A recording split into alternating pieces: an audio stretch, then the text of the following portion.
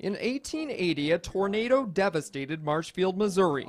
Not many buildings survived that storm, but for some time after, people found hope in a new discovery. Afterwards, people thought that the tornado caused the springs to surface. We now know that it did not, but the lore persists, and the springs here still hold some mysticism. That's the unique part about it. Here in an urban area, you have all these springs. Dan Beckner bought this piece of Marshfield land over a decade ago to preserve it.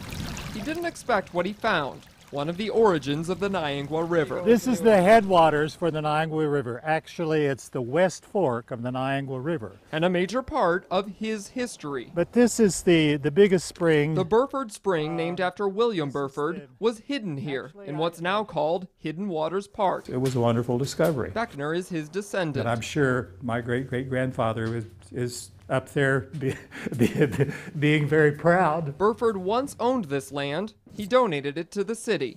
Now Beckner's donated the same land back to the city. We no longer own it, but of course I still have a great interest in it. Once Beckner had restored a piece of his family's history, he moved on to restore a piece of someone else's. It's just kind of part of the family. Hidden Waters Park now also holds one thing that survived that 1880 tornado, the Callaway Cabin, built in 1853. It's one of the oldest homes in Webster County. The history just adds to the park. That's where my grandmother, I'm sure, crawled around on the floor a lot, and when she was a baby. Don Rost is the great-great-grandson of the man who built it, Parham Callaway.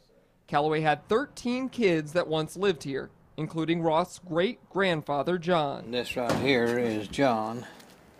That was taken during the Civil War days. Until recently, the cabin was privately owned. Now it's slated to become a museum, moved log by log to Hidden Waters. When I saw the cabin, I thought, well, it needed to be restored, needed to be salvaged, needed to be saved, and I thought this park would be a wonderful place for it. Allowing the public the chance to learn about two of the most influential men in Webster County's history.